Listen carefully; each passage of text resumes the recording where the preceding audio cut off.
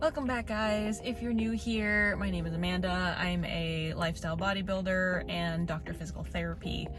I just left the gym and I wanted to share some thoughts about a conversation I just had with a lady. Very nice lady. She was new to some of the equipment, wasn't familiar with it, so I was just giving her some tips and tricks and recommendations on things to work on. She was very nice. She was telling me about her busy mom schedule, and what came up was how much she didn't want to lift heavier. And you know, one of those conversations where you can tell this is going to take a lot longer than you have time for in that moment. This was one of those conversations. So I was trying to give her some encouragement about lifting heavier to address some of the injuries that she's had previously, and she had a lot of it's the list of reasons. No matter what I said, there were reasons why she didn't want to lift heavier. And leaving the gym, it's really disheartening to hear, because this is a really common theme that I hear with a lot of women. And it's a self-sabotage tactic, albeit an unintentional one, but it's self-sabotaging yourself from even meeting your goals, because you're telling me you have goals of building a booty or getting in shape or getting more muscle definition, losing weight, or whatever it is. But in order to do any of those things, one of the biggest things you have to do is to train differently and lift heavier to get stronger. And yet that is the one thing you don't want to do. So a lot of times they'll go with the same lifting light and not lifting very heavy and the cookie cutter exercise program, and then wonder why they're not seeing results.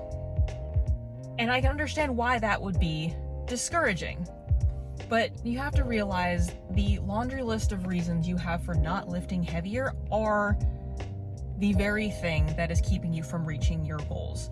And because it's all based in fear. For example, I don't want to injure myself. That's fair. Nobody does. I don't. But I can tell you, as a doctor of physical therapy, I can't think of one injury where getting stronger, lifting heavier, getting more stability isn't at least a part of treating an injury, recovery, or prevention of an injury. Would you rather stay at the same weight and continue with the same one and be afraid of lifting heavier for the rest of your life, or lift heavier, train differently, get stronger, and be more confident in how you're preventing further injuries? And if you don't know, ask. You don't know what you don't know, and that's okay. You don't have to know everything. I don't know everything. But you can still ask. Find the right guidance. Ask about which exercises to do. Learn what kind of program to work on to get yourself stronger and healthier and help prevent injuries long term. Or another one, I can't lift heavier. How do you know? You don't know unless you try. And maybe it is too heavy and you have to work up to it. Or maybe you surprise yourself and you set a PR. If you're not sure, ask for a spot. For example, when you're squatting, ask for a spot. Or bring a gym buddy with you and spot each other. Like, you can still work towards lifting heavier. And another one, probably the biggest and most popular one, I don't want to get too big. You will not. Unless you are eating a whole lot more food, probably taking some PEDs on top of that to go with the heavy lifting, you are not going to get too big. And I busted a whole lot of other fitness myths for women in another video. I posted that down below. If nothing changes, nothing changes. If you really want to meet that goal, you're going to have to work out differently. And another one, I'm just here for my mental health. And that's valid too. The gym, for a lot of us, is our mental sanctuary. We get to focus on us. This is our me time. We get to tune out the world and focus on our mental clarity, our discipline, etc. that's all great. But your mental health and physical health are not mutually exclusive. You can still get the benefits of mental health while also lifting heavier. Mental health is not an excuse when you're at the gym to lift really light and not work hard. Look, I get it.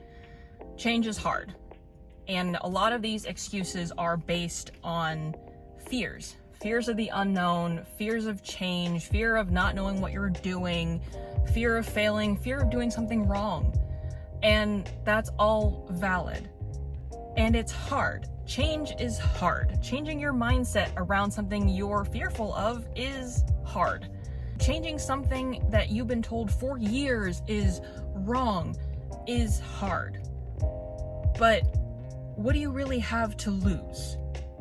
The longer you wait to get into the gym, to start lifting heavier, to work on your strength, the weaker your body gets, and if anything, the higher your risk for injury gets.